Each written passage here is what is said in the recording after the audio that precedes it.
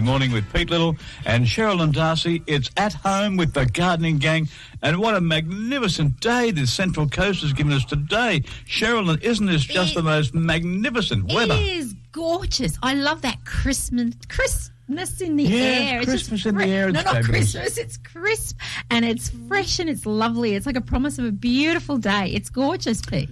Well, that brings us to our today's topic, which is all about procreation and crispness and freshness. And we're talking about, is it going to be a boring show or not? Propagation. No, it's not all about boring. the animalistic tendencies of our flowers. Well, it's about us getting in there and actually making new plants from old plants. So it's propagation today. Like old people making new people with planting. Yeah, kind of like that. So we're having a look at that, like how you can do it at home, what makes for a successful propagation, and also we're looking at the weird history of carrots and what's hot and what's not around the nurseries today in the gardening section, Pete. Well, that's an entirely different topic to propagation, I think. Oh, no, we're along there. You have to propagate your carrots and you have to propagate what's hot. So we're right in there. And what's not. This is At Home with the Gardening Gang, our new 2-hour format that started last week, and we're being sponsored by Alan Graham's Caravans and Doormaster Security at Berkeley Vale. Great sponsors of our radio station. Thank you, guys, for your support.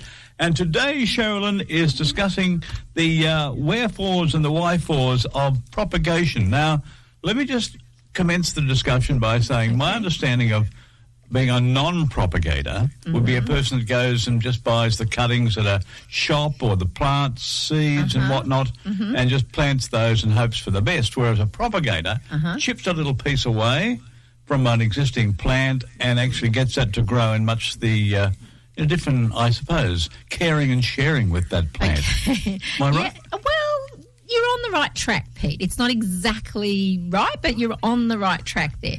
So propagation is taking any material at all, including the seeds, actually, and creating new plants. That's what it is. And the difference between someone who propagates and who doesn't is somebody who just goes and buys a plant and that's not even a seed, that's just a plant already growing, a pot plant, a seedling as well. So that's the difference. Okay, I wasn't far off. Yeah, you weren't far off. You were on the right track. I think maybe you might be thinking there's two different types of propagation, and that's one that's sexual and one that's asexual. Okay, so getting all lovey-dovey with our plants now. So the sexual way is with seeds, because we have pollination occur and then seeds happen. So the male part and the female part of the plants gets together through pollination or other methods and creates seeds. I'd heard of that system. You've heard of that system, the birds and the bees? Yeah, of course. So that happens, and then that creates a third plant. Now, this third plant from the two parent plants, or through the male and female parts of one plant, creates a completely new plant. So that plant will have the characteristics of both the parents, much like you and I. We're a mixture of our parents, okay? Now, that's sexual propagation. Asexual propagation happens usually through cuttings and division, through grafting, budding and layering, and that produces a clone. So it's an exact replica of the parent. Yes. Now I've got to say the DNA, and we don't want to get too technical about this, but I imagine the DNA in flowers is somewhat similar to the DNA in humans. Yes. And that continues down the chain. Exactly. So you've got the DNA is exactly the same. So the resulting plant is an exact copy of the parent plant in every single way, except there's always an exception in nature and science, except mutations do sometimes occur. Okay, so not just sometimes, that's all. So someone stuffs up, do they? No. This nature has a way of just making things happen a little differently. But that's what it is. So there's the two different ways. So our ways of propagation we're talking about today is seeds, how to successfully grow your seeds, because I think we've all had unsuccessful goes at trying to grow a packet of seeds or something, it just doesn't happen. And we're also talking about cuttings as well, so how to take cuttings, how to have the most successful outcome with our cuttings as well. And there's a few legalities around it too. Well, we'll discuss that in the course of our show this morning. Stay with us here at Coast FM 3, and we're talking propagation on the Mountain of Love today. We're talking about how do they do it with plants. And Cheryl Darcy is the guru of the flower world here on the coast. You may have actually caught her on Channel 9's news. You caught up I didn't see it live, but I saw it on the internet, Cheryl, and you were a feature piece at the swamp. It was a feature piece, talking about the swamp and our new community garden and getting that all started. So very grateful for Channel 9 coming out and having a chat with me and Sue and having a look around at what we're doing out there. You get such opportunities for stardom, it's unbelievable. You know what I mean? I think it's since your days of Channel 10 and your issues there with a certain celebrity, which we all know about. We can't talk about them because of rules. Let's just move on. That's what we have to do. We need to move on now. Leave the past in the past. But that was good publicity. It was very good and very grateful for the community support like that, the support of the community. Propagation we're talking about today, how you can sort of create plants from other plants. Now, look, I'm going to tell you about a story about a lady. Right. That I'm not saying that she was a relative, but a close to your friend who got caught propagating. No, not propagating so much. She was a major distributor of flowers and plants. Oh, okay. And she had a bag over her shoulder. And she had a pair of scissors in her hand. Oh. And she was taking snips of plants and got caught. And I bet, Now, is this actually a legal act, is it? It definitely is. It's definitely an illegal act. You can't, you can't do that. I'm sitting here thinking, where's this going? But that's right. I've heard of a few of these people. It's and I want to put this straight out now. It is shoplifting. If you go into our wonderful nurseries that we have around the coast or anywhere, and help yourself to cuttings. Okay, because that's what it's called. Yeah, help yourself to cuttings. It's called shoplifting. That's what it's called as well. So it's like going into Woolies and sampling a few lollies out of the candy pack. Yeah, well, it's probably even worse than that because it's probably like taking the whole lot because you're creating your own garden from it. But it's shoplifting. That's it. And it's also illegal, of course, to take cuttings from your neighbours without asking, and it's also illegal and highly illegal to take plants or any plant material, including cuttings, from our beautiful native bush as well. So, no, you can't do that. What about a council park? No, we all own the council park, don't we? No. Well, okay, so if all of our listeners, all the thousands of listeners decide this morning they're all going to take cuttings this morning and head on down to, I don't know, what's the name of the main park? Pioneer Park at the end of that's it. Albany Street. It'd be like the locusts. It'd be like a team of locusts after I tell you how to do it, won't it? Because everybody loves my information. So, no, you can't do it. No. Ask permission. No, I wasn't supporting the idea. You were just asking if it's possible. What may be the exception? No, there aren't any exceptions. You need permission. And here's the other thing. You can take cuttings from your own plants. There you go. Well, make more plants and share them with people. That doesn't present any great challenge, but nevertheless. We're not looking for in terms of the way I think. Yeah, I can see that. Well, I'm trying to keep you on the right side of the law, Pete. So, no. But I'm happy to share my cuttings with you. Oh. That's it. But anyway. What will your husband say? Let's take a break and consider that one. Coast FM, the Gardening Gang. This is Pete Little and Sholan Darcy with the Gardening Gang. Today we're talking about propagation of plants. And we're being sponsored by Alan Graham's Caravans and RVs at Wyoming. Open all day today. And also Doormaster Security Doors and Windows at Berkeley Vale. They're back on Monday. Now, we know, Sherilyn, from our previous conversations today, that it's illegal to go snipping cuttings from the nurseries and from, council verges and the like. But let's say my neighbour, lovely fellow, and has a great display of plants, says, you can take as many as you like, Pete.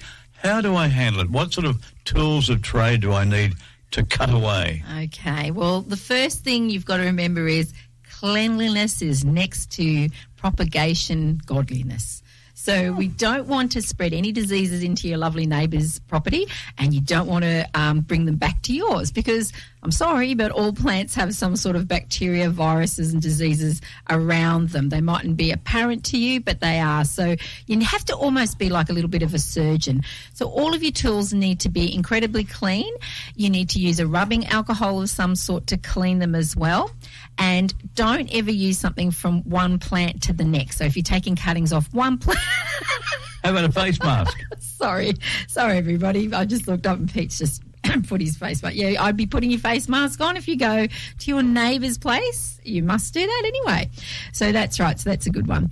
Okay, so all of your things need to be very clean. So when you're using things, you can use it on one plant, but between plants you've got to clean. And so rubbing alcohol of some sort is really good. Using a cigarette little lighter to put a flame on your things is good. So you need a pair of bypass pruners. Do you have to light the alcohol, do you? No, you rub it on there. You can also, slash also. I thought your little fire was appropriate. No, a little bit, yes, but that's how you do it. But anyway, so a pair of bypass pruners, nothing that's going to pinch and squash the stems that you're cutting. You can't do that. So bypass pruners look like scissors, so they do exactly that. They pass through.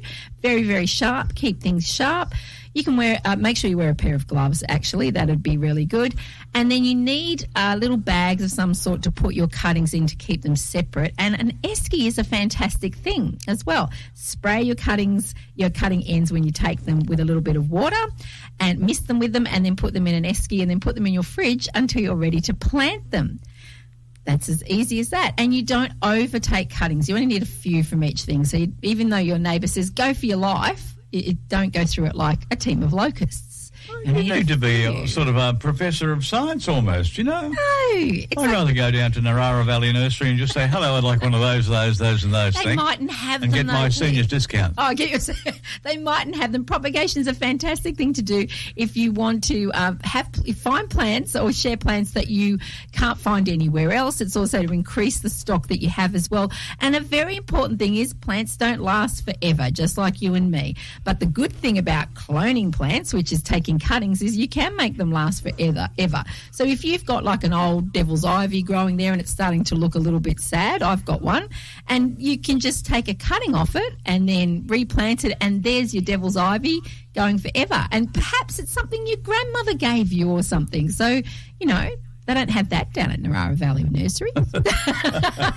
We'll check out with Vicky next hour anyway. Yeah, we'll find out if they're still selling Devil's Ivy. And every Saturday morning it's At Home with the Gardening Gang. Pete Little and Sherilyn Darcy looking absolutely gorgeous today. We talked about it being a wonderful, wonderful day today on the Central Coast. And that's, one of those days you don't often see in January because you generally get that sort of more heavy humidity this time of year, but it's crisp like a spring morning. It's a spring day. It is. You should be out doing the gardening after you listen to us. They are. People everywhere. Well, they can listen at the same time, can't they? By the way, if you want to share your experiences with any of the topics we've been discussing here at Coast FM, you may call us, please do, 4322 0072, but you also will be probably required to go on the air or share a comment. You didn't go to air, no, but you can interact with us on our Coast FM number, 4322 0072, and if not, you can go online. Sherilyn, what is our exclusive? You can email us at gardeningscentralcoast@gmail.com. That's an easy one to remember. Gardeningscentralcoast@gmail.com. And you can, and I'm sitting here right now and I can read that for you as well. So what are you going to read? I'll read their comments. Yes. But you can also jump on we've got a new Facebook page, which is At Home with the Gardening Gang, Coast FM. You can just look for that. Just have a little search, At Home with the Gardening Gang. And I'm sitting here and I take little messages off that people leave. And I'm just about to put up a little post about what types of cuttings there are, because there's softwood, greenwood, hardwood, just how to explain all that, because it's a bit boring, Pete's told me. He doesn't want me to talk about it. Well, it's hard. If you're driving around the car this morning, it's hard to remember all these things. It is. So it's nice to be able to reference it back to a website. That's it. And again, that website is? coastfmgardeninggang.com. That's it. Beautiful. That's our website. No AU? No. If you put AU, it will redirect to us. It's an international program. We're international. Well, we've got a podcast as well now, Pete, we'll talk about. Well, it just goes on and on. It does, doesn't it? Now, our topic today has been the function of propagation. Have we covered most of the aspects there? Or I think we have. We've covered a lot. Well, the only thing is about seeds. That's all, Pete, because that is a form of propagation. That's the sexual part of propagation. And just quickly, I'd just like to say, when you're using seeds, if you're purchasing them, always check the sow-by date, because that's what will stop them all sprouting. And try to sow all of them at the same time and not actually save them once you open those little commercial packets, because they usually don't become viable. Check if you're on a shopping trip and you see something that you really want, check that when the sowing season falls within the sow-by date. Keep them in a cool, dry, dark place until you're ready to use them, and follow the directions on the packet, or ask us at the Gardening Gang. And we'll talk about seed saving your own seeds at a different show later on, because that's a big topic. I need to raise a question now. Yes. How long normally do the seeds in the packet last for before you've got to put them in the ground? Okay, well, that's like how 12 long months? is a piece of string? No, it just depends on the seed. Yeah, because what you're trying to do is, look, it's a botanical material. It's going to rot down. It's going to decay, okay? So you're trying to get it to grow before that process happens. And some seeds, like poppy seeds, they'll last for, 100 years, and some seeds will only last for, a couple of months. So it depends on the type of plant it is. Boy, you learn things here, don't you? Yes. It's extraordinary. This is Coast FM with Pete Little and also with a little lady called Sherilyn Darcy, who pops in on a Saturday morning. She is the gardening guru, because I'm not.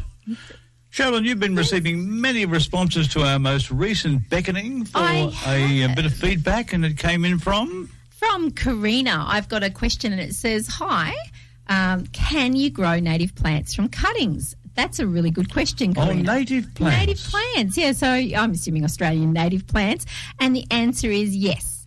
You can grow most plants from cuttings, not all, and it all depends on the viability of the part of the plant to grow roots. That's what you're trying to get it to do. So not all of them can. Some do it through leaves, some do it through stems, and it's about observation. If you see little roots and bud things coming out of things, or it's asking people as well.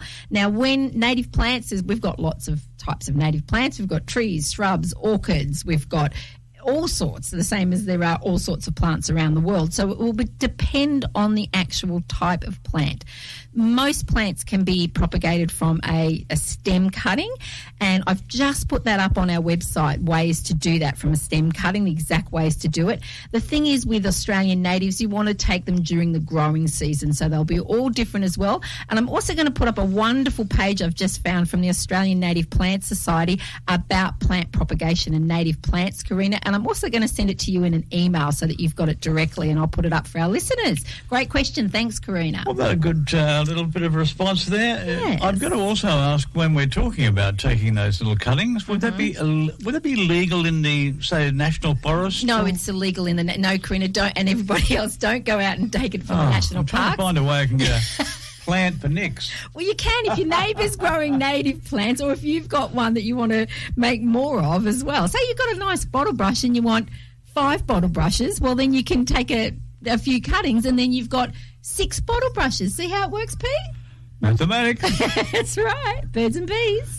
Coast FM 96 Little and Sherilyn Darcy every Saturday morning get together with the At Home with the Gardening Gang, and we're talking propagation today, but we'll take a break from the sexual life of plants to just talk about the grapevine, what's happening in the garden world around the coast. Sherilyn, please. Yes, there's lots happening now. Things are heating up. I can see people are getting out and about. So first of all, for the kids, because it's still school holidays, Central Coast Council has a few things on. Ages 7 to 14 must be accompanied by one adult, and bookings are a must, obviously because of COVID. These are COVID-safe venues. Hop on to centralcoast.newsouthwales.gov for the following. At the entrance, there's a composting workshop on Monday, the 18th, from 9am to 10am. On Monday, the 18th, there's also a worm farming for kids workshop. How much fun will that be? Pets that won't make any mess or noise as well and be beneficial to your home. That's from 10:30 till 11. What could they be? Well, anyway, Worms. I didn't want to... Oh, worms? I thought there were other ones in mind. Oh, well, yeah. No. These are composting worms. 10:30 a.m. to 11:30 a.m. Upcycled terrariums is on again because it's been so popular, and that's on Tuesday the 19th from 9 a.m. till 10 a.m. At Gosford, a bit closer to us here, upcycled terrariums are on again on Tuesday the 19th from 9 a.m. to 10 a.m. Insect hotels on Tuesday the 19th from 10:30 a.m. till 11:30 a.m. And guess what? Kids are going to learn propagation on the 19th. They should be listening to today. They'd learn nothing. Well, if they don't learn enough, they can get along to the Central Coast School Holiday Workshop at Gosford, 19th of January, 12 to 1 p.m. Hop onto the council website to find that out. There's also a couple of really cool art things to do. Finger-painted flowers for adults and kids on Saturday the 16th from 10 a.m. to 12:45 at the Exhale Art and Wellness Studio in the entrance. Hop on to exhaleart.com.au. Also, create your own tree painting. That's from 7 years to adult at the Collaborati at Chittaway Bay. That's on January the 17th from 10 a.m. Call Kylie or Marie on 0402 978647, and I will put all of the grapevine up on our Facebook page at Home with the Gardening Gang. 17th is tomorrow, isn't it? Get Now, next week must be the last week of the schoolies, I think, because they go back after... Or most of them go back after the Australia Day. Yeah. I don't have grandkids or little kids, Pete. So I think that's how it works. I'm in the in-between. Gang, Pete Little and Sherilyn Darcy, being sponsored by Alan Graham's Caravans at Wyoming and Doormaster Security, the security doors and windows experts at Berkeley Vale. Now, we're talking about what to plant. Mm-hmm. It's going to be a magnificent day to put on that slip, slop, slap and get in there. That's absolutely right. It's time to get your hands dirty.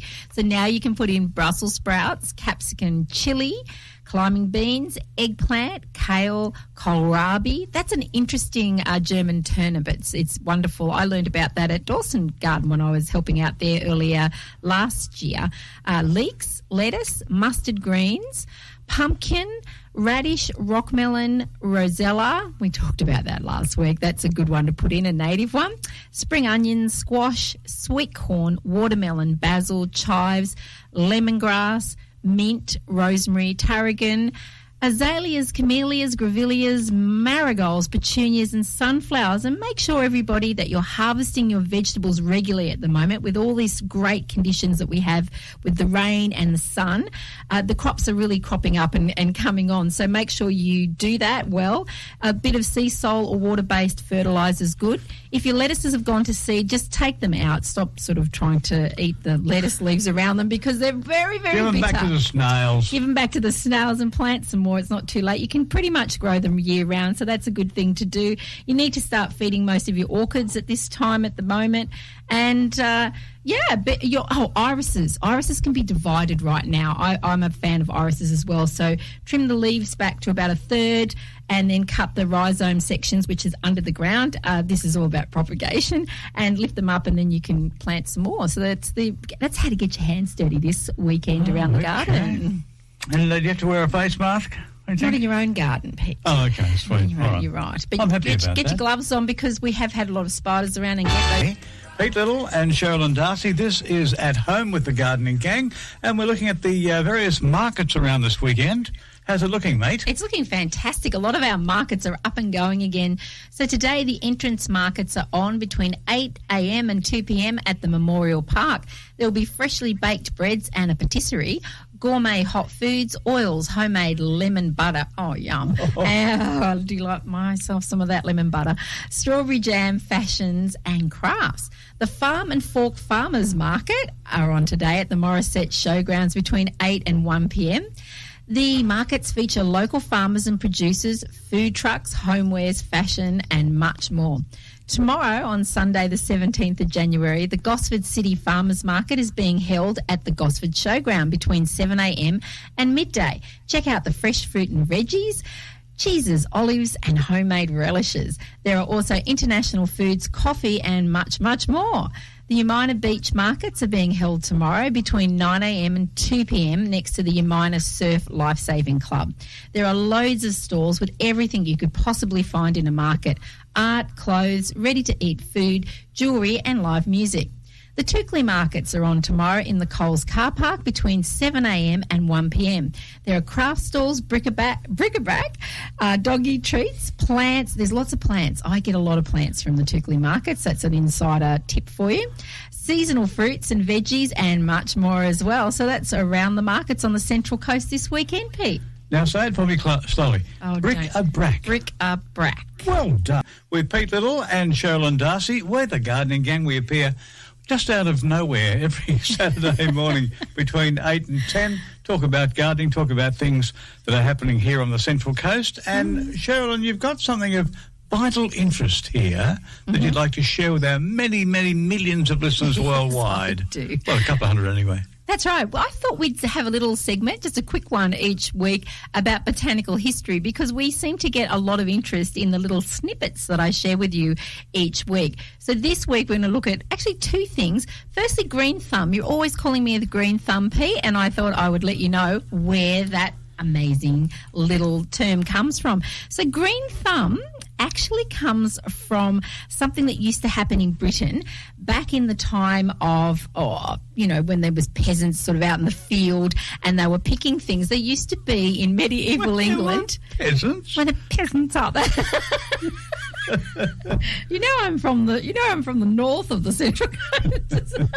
Sorry, listeners, that's our little joke. Oh, they call it serfdom. That was the Middle Ages. Yeah, so the serfs are up there, the peasants. Anyway, they used to have competitions on who could shell the most peas. That's what it was all about. So they'd bring their peas at harvest time in, and they'd actually use, this is disgusting, but they used to use their thumbnails to quickly shell them. And how they would work out, they wouldn't count the peas, they would work out who was the best, who had the greenest thumbs. That's honestly how it comes about. Well, it's very hard to count peas when there's thousands. Yeah, well, there's thousands. So they didn't weigh them and all that back then. So whoever had the greenest thumbs were obviously the best. I like that one. So that's where the term green thumb comes from.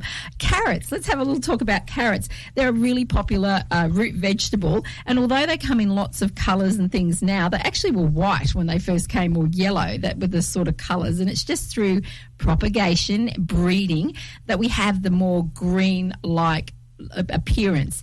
The name carrot comes to us from the Indo-European word carrot, which actually means horn, and that's because of the way that it looks. They're a relative of celery, coriander, fennel, parsnip and parsley, and in that little group which has umbrellas type of flowers. So that's where they all come from. Now, do carrots help you see at night time? Yes, there we are. That's always been a bit of a furphy with my mother. She said, eat your carrots and you'll see better. Absolutely. And this comes to us from a really more modern place. In World War II, it was part of the propaganda campaign of the British Royal Air Force. Okay? They'd actually developed a new type of radar that helped pilots shoot down German enemy planes at night time. Okay? Now, when they were asked how come their success rate was so good, they said it was because they fed their pilots carrots. This is the truth. This is the truth. And from that, you know what people did? They started eating more carrots because they believed it. And it's just come to us that we believe that that's what happens. And because they didn't want anyone to know they had radars that worked at night time. So that's it was exactly a bit of a furphy after all. Yeah. That's it. Now, baby carrots. Baby carrots are just, I get asked this a lot. You know, I want to grow baby carrots. I love them. Baby carrots are exactly what they sound like. They are small baby carrots. They're not a different type of carrot. You just pull them out of the soil earlier. Do it yourself, though, because baby carrots that you actually buy from bigger places are actually regular-sized carrots that have been sculptured, shaved, put into tumbling devices to give them their nice, soft, round shape. And I hate to tell you this, soaked in a solution of water and chlorine. That's why it's softer. That's why they're softer. Oh, You're better off. and they charge twice as much. Yeah, because they've actually sculpted them down to look like that. You know how they're perfect little... Yeah, so grow your own. They're very easy to grow and pull them out yourself, or go to one of our fantastic... Go to the markets tomorrow, to the markets that are having the farmers market, and I bet you can buy some real baby carrots there, or they'll get some in for you. We all know that carrots are good for you, and that's because they're incredibly rich in antioxidants and minerals, and they help with cellular damage, and they slow down cellular aging. So while they can help prevent heart disease and the risk of a stroke, and they're very good for your skin as well, they can't actually make you see better, Pete. Okay. So that's the humble carrot today. It's up to you. Okay, thanks for that little segment we've got going there on a Saturday morning. Very soon we'll have what's hot and what's not in the nursery. We're the Gardening Gang, heard every Saturday morning. And now we're joined by Vicky from the Narara Valley Nursery, because we've got what's hot and what's not. Good morning. Good morning, Pete. Good morning, Sherilyn. Good morning, Vicky. Now, someone said to me that you featured a nice hot photo of yourself on Facebook during the week, mate. What are you doing? I don't know where you've heard such a rumour. I've actually seen it. That doesn't You sound look like hot. me at all. Oh, thank you. Vicky's Just hot. behave yourself. Tell us what's hot in the nursery. Okay, so what's hot today? I'm going to go with my absolute favourite, and I'm going to drop the F-bomb, and that's foliage. Oh. Indoor foliage. Holy Right. foliage. Holy foliage.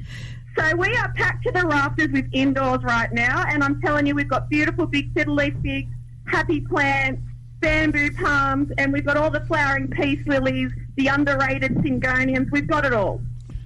Now, what's not on the other side of the coin, Vicky? What's sort of dying in the on the branches there?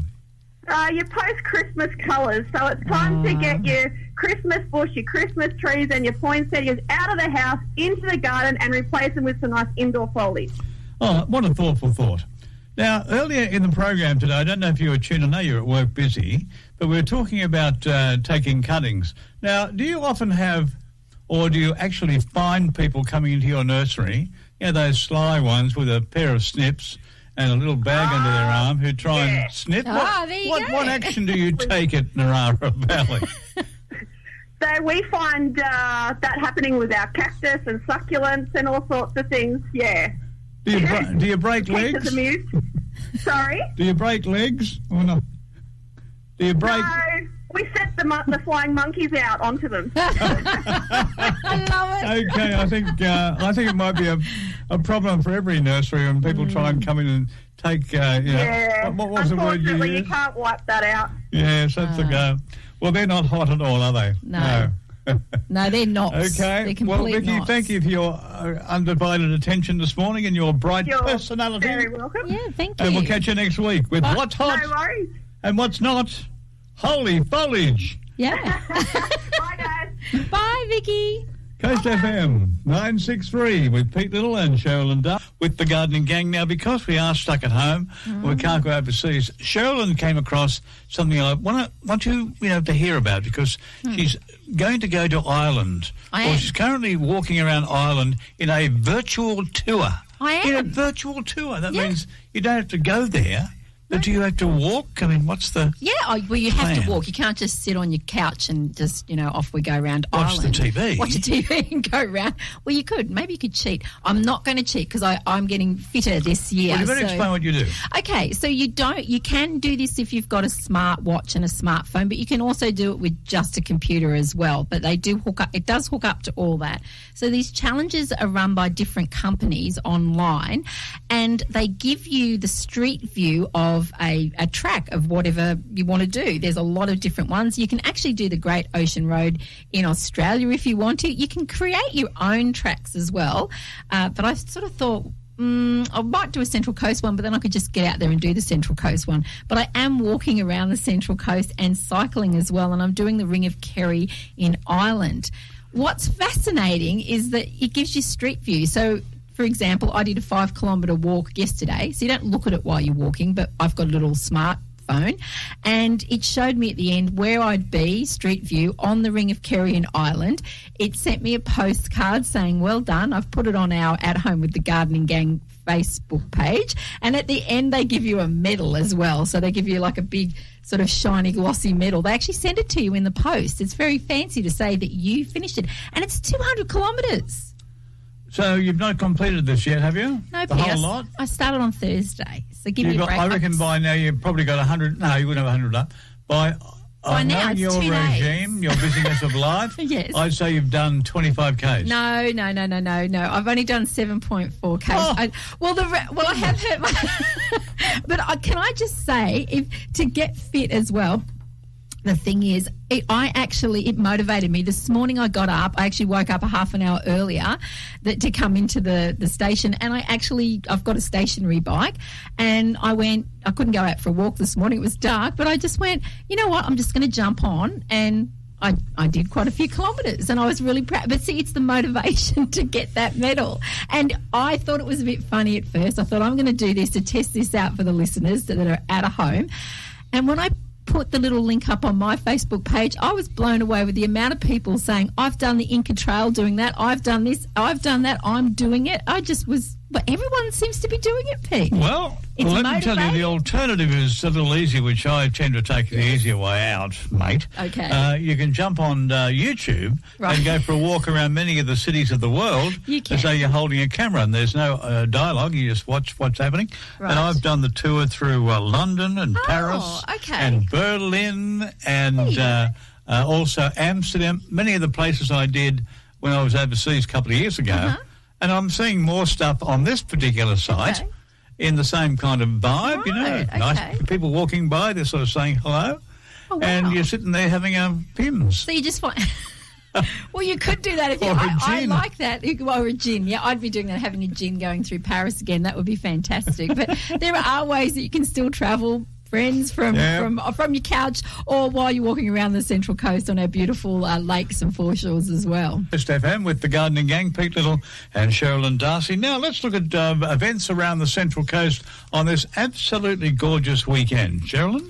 Yes, special events on the coast. Today, the Gosford Regional Gallery at 36 Webb Street, East Gosford, will be holding a guided gallery tour at 11 a.m. Discover the stories behind the artworks and how they were created.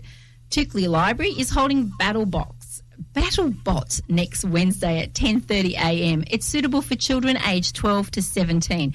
Take control of a robot and prepare to do battle in this fun and interactive event. Register on the Eventbrite website. And with the warm water we're having, setting some time aside to plan ahead for disasters and unexpected change is more important than ever. Book to attend a free online presentation on the Central Coast Council's event page. The Disaster Preparedness webinar is being held next Monday at 12:15 and rounds up at 1 p.m. That's an important one.